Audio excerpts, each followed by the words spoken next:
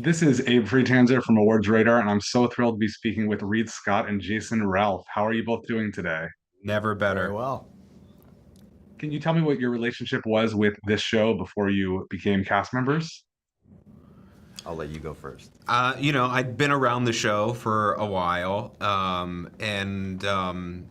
the show is like definitely a family, and getting to finally kind of like come and like be a part and like play with all these people that I've gotten to know over the years honestly was like a real gift, and I thank Amy and Dan for including me. Yeah, it was a wild ride and just like absolutely lovely. I so when I first spoke to Amy and Dan, obviously I was very aware of the show, but I admittedly, was not up to date with it. And I talked to them, and they What? yeah, I know, Wow. I know, chagrin.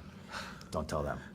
And I Just was, as Anik leaves the room. and I was really interested in the character they were talking about and what they described. And I told my wife, who was a massive fan of the show, I was like, yeah, so they want me to play this kind of character on Maisel. And she said, wait, Marvelous Mrs. Maisel? I'm like, is there another Maisel? She's like, oh, you're fucking doing it. I was like, okay, great, I'm doing it. And so I went and I binged literally every episode up until then. And I was just hooked, absolutely hooked. The writing was second to none. And Amy and Dan have baked in this wonderful musicality into everything. And it was just unlike anything on television. And it was so in stark contrast to the world I came from in Veep, which was just, sort of like messy. And, we had a script where we're improvising everything and there's no marks anywhere. And it was just, four cameras just sort of zipping around, getting whatever we could, into this, which was this incredibly controlled environment where everything was thought out meticulously. It was a gift. It was a gift, but it was a strong learning curve to sort of like get back up to speed and sort of like, oh yeah, I gotta hit the mark, and I can't say, I can't say I can't fumble my way through, and there are very few shows that sort of have this kind of iconic status, and to be able to come in for the last chapter of it was just feel very, very lucky. Fair to assume then that there's no improvisation on this show, or at least not a lot of it. No, it doesn't. No, I can improvise Really? like where I breathe. That's usually up to me. Yeah, hand gestures. Oh, Yeah, sure. yeah. No. Well, my left hand's me, right hand's Amy.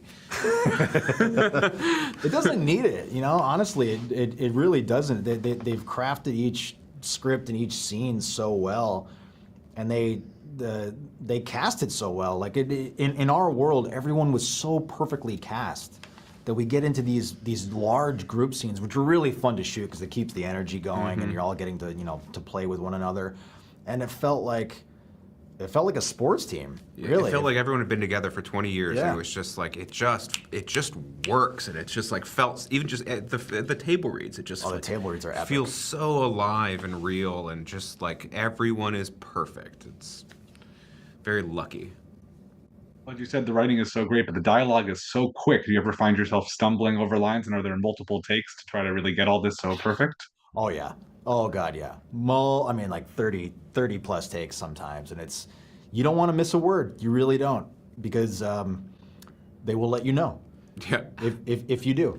And they're right. They're right too. Like Amy, from her background as a dancer and choreographer, like I said, the music that is sort of built into it, once you sort of give over to it, you realize, oh, it almost kind of can't be any other way. That's why it works, and it sticks in your ear. And I would go home at the end of the night still thinking of the scene over and over and over and over in a way that usually I can sort of go home and leave work at work, but this, you'd be like, oh God, I wish I had one more crack to just sort of like get that dance, that move, play with the camera just one more time. It was really, it's an actor's dream to be able to sort of work in a world like that. I was like concerned that I wasn't going to be able to speak fast enough for it, which quick. I guess is like sort of dumb because I think I probably speak kind of quick anyway. But so I was like really practicing, and like I got this one speech like so fast, and Amy came up to me and she was like, you know what? You can slow down. No. And I was like, yes! I didn't think it was possible. Well, I enjoy the first real, like, sincere dose we get of Mike when he's just so obsessed with that Christmas tree and just going toe to toe with Alex Borstein. What was it like, working with her and that sitting away from, a big group and just the two of you? Alex is a constant treat. I like love working with her, and yeah, I mean, like, there's something about those two characters that just like ignite each other. I know Mike is kind of like a sociopath, and he's like constantly angry. But there's something about being around Susie that just like amps it up to 1,000. And it was just like very fun and honestly like just really like easy and natural. I'm not saying I hate Alex. She like brings out the fury in me, but there is something about our chemistry that does that to each other. And is Gordon, were you instructed to base him on anyone in particular? And did you look to your own influences of people either from this era or later on, comedians and hosts, etc.? Yeah, Amy and Dan and I talked early on about, Johnny Carson, young Johnny Carson was the sort of guiding, rod of the whole thing. So that's where I started. A lot of it was based on him, but also, early, Steve Allen, Jack Parr, a little bit of Jack Benny. So I did a deep dive on all these guys who I was already, huge fans of, through my parents and my grandparents and, me coming of age. These are the guys that I sort of, really revered. So, but I really wanted to be careful to stay away from, mimicry. It wasn't about trying to find like mannerisms or, little, voice things here and there.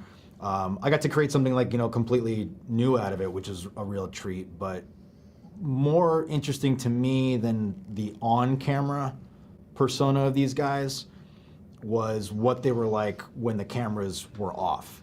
And that's really where the meat of the Gordon Ford Show story within Maisel really lives. That's the stuff that I can't wait for people to see because, I was a huge fan of Larry Sanders' Show, which, kind of gave TV audiences a sort of, peek behind the curtain. But what it was like specifically for this kind of show in the 60s when they're breaking this new ground for the first time, really inventing the format, is so fun to go back and think about what it was like, the pressure that they were under as a show to succeed.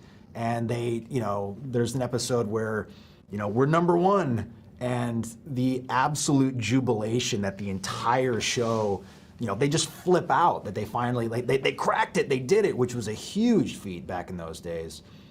And it meant a lot to these guys because what they were trying to do, it wasn't not just to entertain, but also to educate and really, change a national conversation. That's what these guys were up against, and it was really fun to explore. We don't really have that today. The ratings run, the like. It doesn't matter the same way. Yeah. It's different now. It really is. It's important, but not as, end all be all as it was back then. Yeah. Yeah. You guys were also talking about a streaming show, and that's a whole new, completely different. No different commercials. thing. Right. We're not selling toilet paper. Well, I guess it's Amazon, so maybe. We're selling literally everything. We're selling everything. You've mentioned that the show has such a great cast, and it really does, but because of the nature of your roles, you obviously don't get to interact with anyone, with everyone. Is there anyone in particular that you would have loved to see some, twisted alternate universe storyline where you could have, shared a scene with a certain co-star? Oh man, any of them really. I mean, Tony's a legend, and it was tough being such a fan of his and really only getting to come into contact with him at the table reads. But even at the table read, he's sitting there, and you were saying this too, so supportive, like, shining you a thumbs up or just, laughing or applauding, like when, some bit that we were, playing like really works. Yeah, that would have been, but I don't know how any of those characters would have smashed into each other. It was a tease because, these guys have been playing these amazing characters for years now. I would find at the table reads I would almost like drop my line because I'd just be watching these other scenes happening. There's the one family over here, another family over there, this other world over there. And it's just all these wonderful little dioramas happening all around. It was really cool. Yeah, I love Mike. Just drop Mike into like the middle of like one of those like dining room scenes, like Like one of the big holiday scenes. Yeah. Just like with everyone there, I think he'd fit right in. Like Totally. everyone's arguing and like kind of like angry at everyone else, and I think he'd love it. Awesome. Well, thanks so much, guys. It was a pleasure to meet both of you, and good luck in the future. Thank you. you.